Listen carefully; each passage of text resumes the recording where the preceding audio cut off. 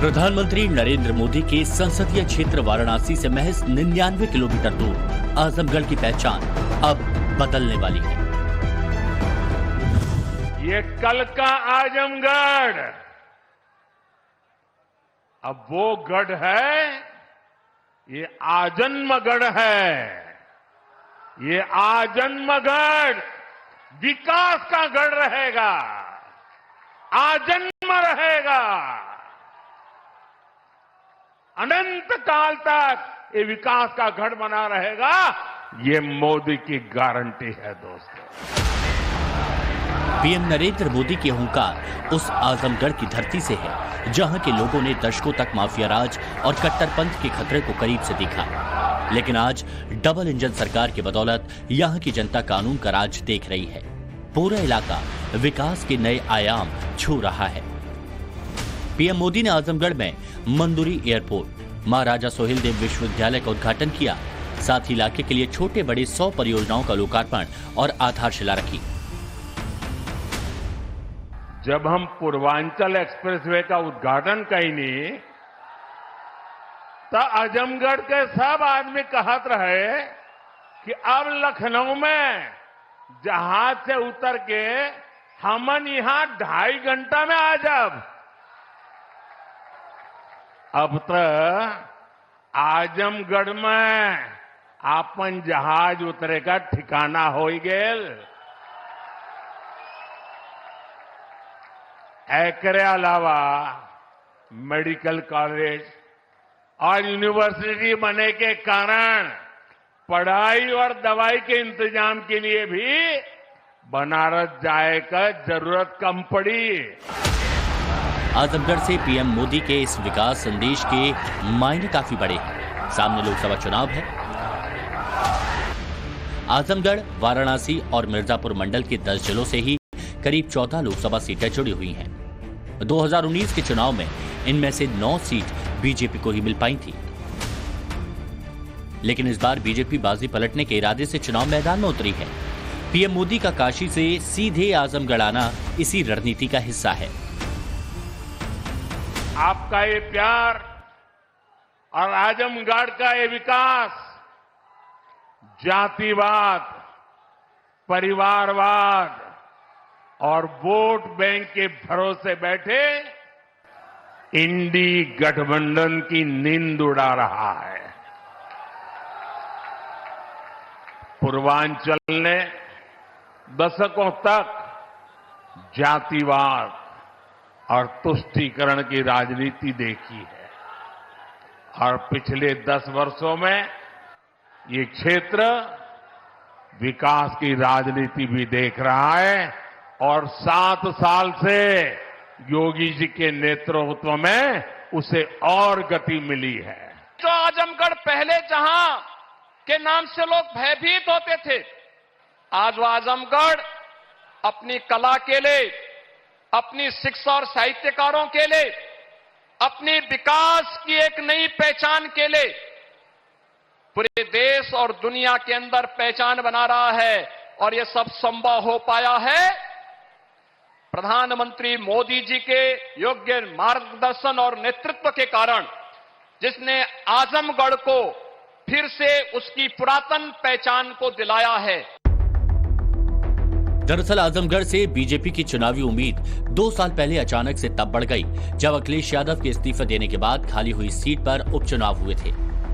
BJP के उम्मीदवार दिनेश लाल यादव निरहुआ ने सपा उम्मीदवार और पार्टी के कद्दावर नेता धर्मेंद्र यादव को हराकर लोकसभा वो पहुंचे। 2022 उपचुनाव में बीजेपी को मिली इस बड़ी जीत का फैक्टर समझने के लिए सबसे पहले यहां की 2019 के नतीजों को समझना होगा। 2019 में आजमगढ़ सीट से अखिलेश यादव ने जीत दर्ज की थी। उन्हें 6,21,578 वोट मिले थे। खास बात यह कि उस वक्त समाजवादी पार्टी और बीएसपी का गठबंधन था। तब बीजेपी से दिनेश लाल यादव निरहुआ को कुल 3,61,704 वोट मिले थे। यानी अखिलेश यादव ने इस चुनाव में 2,59,874 वोट के भारी भरकम अंतर से जीत हासिल की थी। 2019 में समाजवादी पार्टी को आजमगढ़ में मिली प्रचंड जीत का सिलसिला 2022 के यूपी विधानसभा चुनाव में भी बरकरार रहा। लोकसभा सीट के तहत आने वाली सभी 5 सीटें गोपालपुर, सगड़ी, मुबारकपुर, आजमगढ़, मेहनगर में साइकिल और सिर्फ साइकिल ही दौड़ती दिखी। आजमगढ़ को लेकर अखिलेश यादव का जोश हाई था। 2022 विधानसभा चुनाव में करहल से विधायक बनने के लिए अखिलेश ने आजमगढ़ लोकसभा सीट छोड़ दी। छोटे भाई धर्मेंद्र यादव को खड़ा किया। कॉन्फिडेंस ऐसा कि उपचुनाव में प्रचार करने तक अखिलेश यादव नहीं पहुंचे। नतीजा आया तो उनके पैरों के नीचे से जमीन निकल चुकी थी।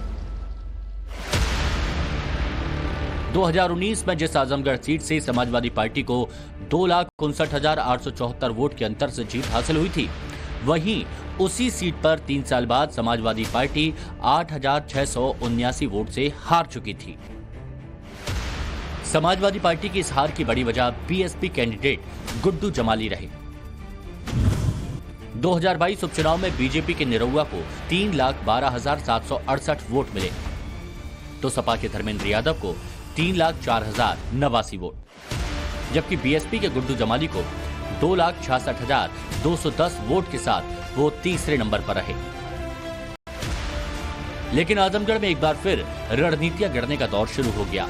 जिस गुड्डू जमाली की वजह से 2 साल पहले समाजवादी पार्टी आजमगढ़ सीट हार गई थी, वो अब हाथी छोड़ साइकिल पर सवार हो चुके हैं।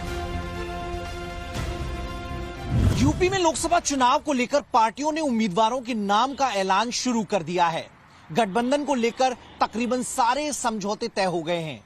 बीजेपी की टीम में अपना दल, आरएलडी, राजभर की एसबीएसपी और निषाद पार्टी के प्लेयर्स दिख रहे हैं। वहीं इंडी खेमे में समाजवादी पार्टी और कांग्रेसी एक साथ हो पाए हैं। मायावती ने साफ तौर पर ऐलान कर दिया है कि वो अकेले चुनाव लड़ेंगी। उनके इस फैसले से समाजवादी पार्टी को ज्यादा नुकसान उठाना पड़ सकता है।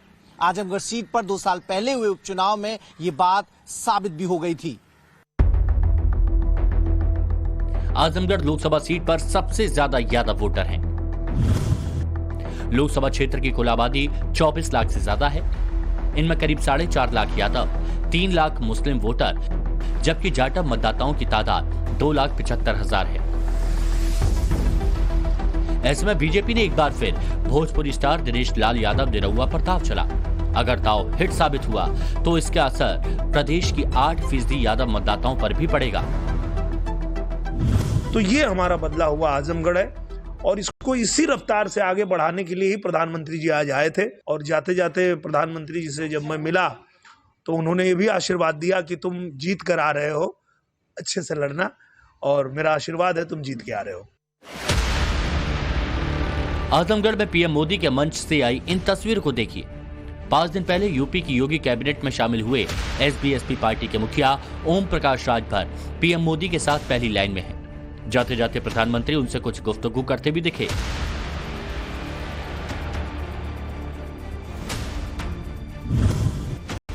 दरअसल यूपी की राजनीति में राजभर वोट बैंक 4% के साथ बड़ी राजनीतिक ताकत रखता है।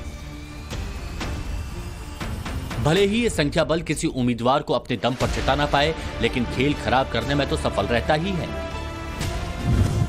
राजभर के एनडीए के साथ जुड़ने से पूर्वांचल की करीब 16 लोकसभा सीटों पर बीजेपी की स्थिति मजबूत होने की उम्मीद की जा रही है।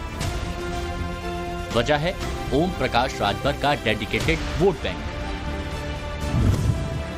वाराणसी, जौनपुर, घोसी, लालगंज, गाजीपुर, अंबेडकर नगर, सलीमपुर, आजमगढ़, बलिया, चंदौली, इलाहाबाद, फैजाबाद, बस्ती, गोरखपुर, मछली शहर और भदोही लोकसभा सीटों पर राजभर की पार्टी काफी प्रभावी मानी जाती है। राजभर की पार्टी ये भी दावा करती है कि न सिर्फ राजभर समुदाय बल्कि बिंदु, निषाद, बंजारा, मौर्य, कश्यप, कुशवाहा जैसी दूसरी पिछड़ी जातियों का समर्थन भी उन्हें हासिल है। ऐसे में उनका प्रभाव वाली लोकसभा सीटों की संख्या 26 और विधानसभा सीटों की संख्या 153 हो जाती है। अब राजभर के एनडीए में शामिल होने के साथ ही ये पूरा वोट बैंक समाजवादी पार्टी के हाथ से निकलता हुआ जा रहा है। अंबेडकर नगर, आजमगढ़, गाजीपुर, बलिया, मऊ, बस्ती, संत कबीर नगर, सिद्धार्थ नगर, पूर्वांचल कई जिलों में भारतीय जनता पार्टी का खाता नहीं खुला। यही समाजवादी पार्टी जब लड़ती थी अकेले तो हद से क्या था 47 सीट पे आ गई। हम साथ हुए और साथी हम लोग सब लोग लगे 125 पे पहुंचा दिए। है ना प्रमाण, अब वो समझ लें। पिछले एक दशक से पीएम मोदी का मैजिक देशवासियों के सिर चढ़कर बोल रहा है, लेकिन यूपी का आजमगढ़ ही वो जिला है जहां पीएम की लोकप्रियता का फायदा बीजेपी को न 2014 में मिला न 2019 में, लेकिन 2022 के करिश्मे ने बीजेपी की उम्मीदों को परवान चढ़ा दिया है। और यही वजह है कि बीजेपी आजमगढ़ को पूर्वांचल का केंद्र बनाकर इसे साधने में जुटी है। Bureau report, times now Bharat.